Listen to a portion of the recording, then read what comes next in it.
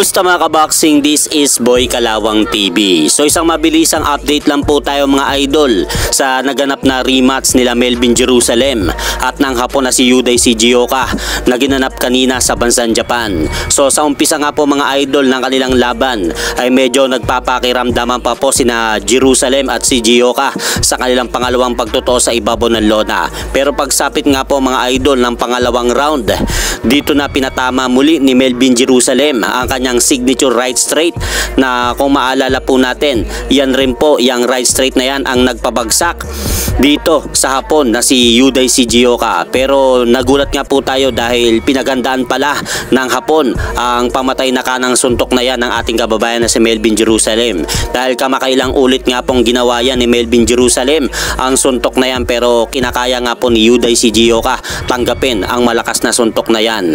At pagsapit ng round 3 at round 4, medyo tumataas nga po ang kumpiyansa dito ni Yuday Sugioka na kaya nitong talunin ang ating kababayang Pinoy na boksingero sa mga round na yan. Pero mga idol, pusong kampiyon po ang pinairal ni Melvin Jerusalem sa kanilang pangalawang laban ng Hapon na si Yuday Sugioka.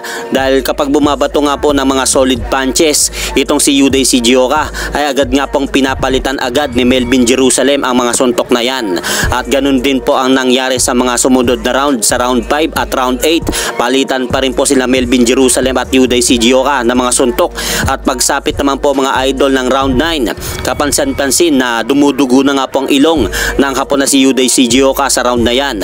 At pagsapit naman ng championship round sa round 10, wala pa rin pong bumabagsak kila Jerusalem at Sugioka. At ganun din po mga idol sa round 11, palitan pa rin ang bawat boksingero na mga kanya-kanya nilang suntok hanggang umabot na nga po sila sa sukdulang 12 rounds na laban. Pero sa round na ito mga idol, hindi na po hinayaan ng ating kababayan sa Melvin Jerusalem na makuha pa ng Hapon ang round na ito.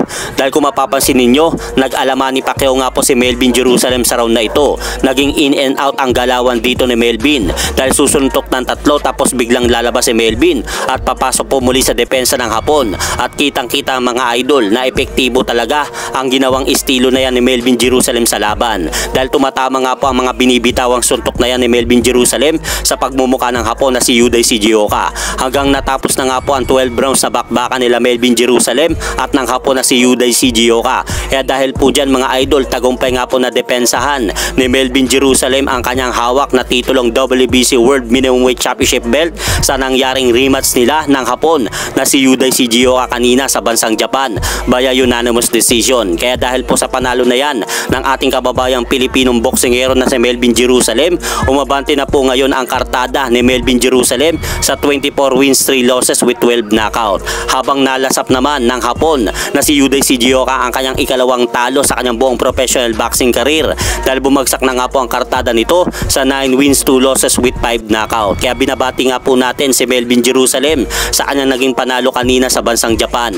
At hanggang dito na lang po muna ang aking update sa mga aganapan sa mundo ng boxing. At syempre mga idol, huwag nyo rin pong kalimutan, pakisuportahan nyo naman po muna ang ating munting channel. Maraming salamat po.